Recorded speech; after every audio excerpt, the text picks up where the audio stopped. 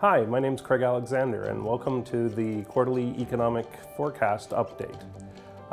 As we're heading into 2020, it's natural to ask what is ahead for the coming year. And the main themes are we're expecting to see a continuation of economic growth, perhaps improving a little bit over the course of 2020, both for the global economy and for the Canadian economy. We expect interest rates to remain relatively low and stable, and for the Canadian dollar, we expect it to fluctuate around where it's been at around 75.5 cents over the course of the year, probably trading in a range of a cent, cent and a half around that average number. While those make for good business planning assumptions, businesses do need to be mindful that we continue to be in an elevated political risk environment. In point of fact, we live in a world where populism and nationalism is being felt around the world. And while we appear to have diminished the most acute risks, the political environment is going to continue to be one where we're no longer having policies pushing towards more open markets and more market-friendly policies. And this creates political risks that's going to be with us for the foreseeable future. In terms of the details of the forecast, let's look at what's going on in the global economy. So in 2019, the global economy slowed quite sharply, and there was a concern throughout the year that we could see a turn in the global business cycle and that a recession could take hold. In point of fact, what we actually saw happen was the manufacturing sector globally went into a contraction, but weakness in manufacturing did not feed through to services enough to actually cause a turn in the business cycle. So ultimately, global economic growth dropped from 4% last year to around 3% this year. When we look ahead, we think that the global economy is showing signs of stabilization. The manufacturing contraction seems to have abated. Global trade is no longer contracting like it was. And as a consequence, we think that the global economy will strengthen a bit as we go forward. However, I would stress that what we're looking for is modest improvement. We're not going to get back up to that robust 4% growth mark.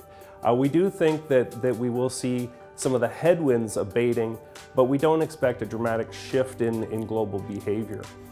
The big risks to the global economy that we were focused on in 2019 was the uncertainty related to Brexit and also the US-China trade war.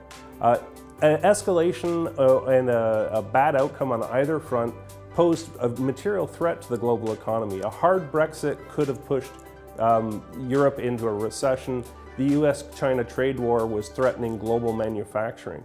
What actually transpired was that while we lived in a very elevated political risk environment throughout 2019, it appears that the most acute risks have actually diminished. In the wake of the UK election, it now looks like a soft Brexit is the most likely scenario, and that is the one priced into markets. In terms of the US-China trade war, by the end of the year, we actually saw some improvement in terms of cooling. The issue hasn't gone away, but it's not accelerating, and there has been some progress in terms of US-China trade talks heading into 2020. So as a consequence, while the political risks have not disappeared, and political risks continue to be the leading risks to the global economic outlook, the most acute downside risks have diminished. One of the most interesting things that happened in global financial markets last year was the remarkable strength in equities. And I think this is one of the core messages from a business point of view. When we were heading into 2019, we had the worst equity market correction in a December on record. Markets were absolutely convinced that 2019 was going to be a recession year. But if you were an investor that sold in December and went away for the entire year, you actually missed one of the best years in equity markets with a close to 20% gain in North American equities. The message here for businesses is the same. One of the things we've been stressing is that yes, there are recession risks out there. Yes, we are late in the business cycle, but you cannot let the risks paralyze you, and financial markets don't always get it right. In point of fact, businesses that didn't over-respond to the recession talk actually probably found opportunities to seize in 2019 because the worst case scenario did not in fact transpire and financial markets were wrong. When we think about the Canadian economic outlook, the Canadian economy has had a lot of volatility in its economic data. It was very soft heading into 2019 and in early 2019. Then we had a very strong second quarter growth of 3.5%. In the third quarter, growth again cooled. It went down to 1.3%. But if you look at the volatility and you average it out, it appears to us that the Canadian economy is probably tracking to an average gain of 1.7% in 2019. And that is in line with its long-term sustainable rate of economic growth. In 2020, we think that we'll see a mild improvement. We think that economic growth will pick up slightly to around 1.9%, but we're not expecting to break the 2% mark. So this is going to continue to represent a modest rate of growth. When we think about the components, we're expecting to see consumer spending being supported by rising wages, high levels of employment, relatively low unemployment. The thing holding back the consumer is going to be the high level of household debt. Real estate is contributing to the economy. It's benefiting from lower mortgage rates that came because of lower global bond yields.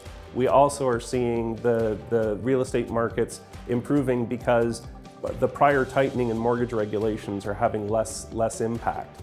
The areas where we're seeing headwinds on the Canadian economy has been, number one, on the export front, caused by the slowdown in the global economy and weakness in Canadian manufacturing, which actually has been more resilient than many of its international counterparts.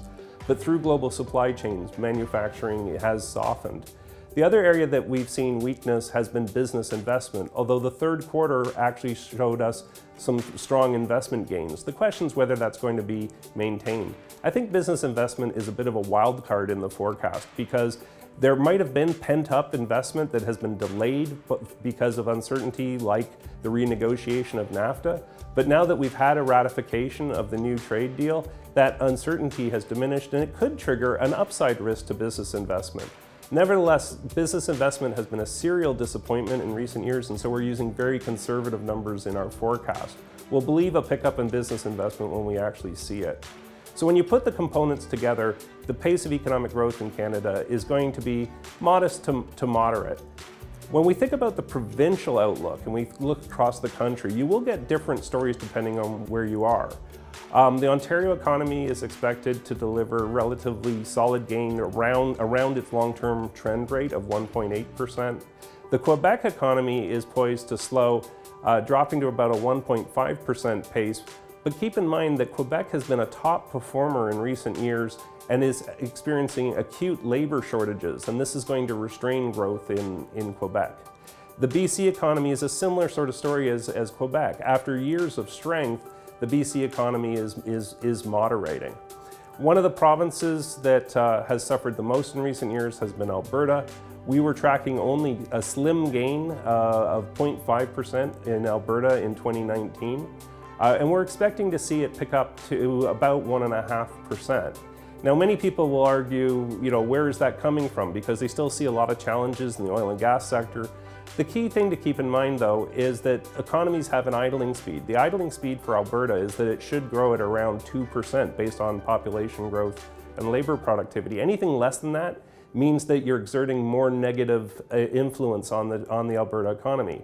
So if the negatives become slightly less pronounced, even though the economy is still facing challenges relative in terms of the energy sector, as long as the negatives become less pronounced, the pace of growth actually accelerates. And this is indeed what we're expecting to see transpire.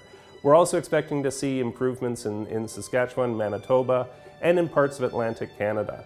But overall, what the general trend is that economic growth across the provinces is going to be sub 2%, in line with the underlying story for the national economy. So when we think about the global, Canadian and provincial outlook and we put it all together, what's the core message? The core message is that from a business point of view, for planning purposes, assume modest economic growth improving slightly, low and stable interest rates with the Bank of Canada leaving rates unchanged, a currency fluctuating around a central point of around 75.5 cents. Those are what I would put in a business plan. But I would seriously suggest that businesses think about the risks and contingencies. I think that businesses need to think about scenarios and how their business will be impacted by a future turn in the business cycle. It's now been 10 years of economic expansion since the last recovery and the recession of 08-09. So when we think about the economic outlook, eventually we're going to see a turn in the cycle. Typically business cycles are 8 to 10 years long. this business cycle is long in the tooth. Now, it can run longer than normal. It can run for several more years, but at some point there's going to be a trigger that will cause a turn in the global business cycle or the Canadian business cycle. And businesses need to think about how they would manage their businesses through the valley of a recession. I would also argue that we are living in a very difficult political environment. In decades prior to the 08-09 recession, we were in a world where politics were moving towards more open markets, more global markets, more ease in movement of goods and services, less regulations or barriers or restrictions on trade. I think the world has fundamentally changed. I think the rise of populism and nationalism has led to a pushback against globalization that is not complete. I think even if the US-China trade war does not accelerate, we're not going back to the pro-market, pro-globalization world that we had before, regardless of who wins the 2020 US presidential election. Meanwhile, in Europe, the UK is actually the most pro-market economy government in Europe, and with the UK leaving the EU, their voice is no longer going to be heard at the EU table. So as a result, we are going to be living in a different political world that poses greater risks to businesses, and they need to think about what the implications of that new world means to them. So with that, I hope that this has been a good summary and overview. If you have any questions, please reach out.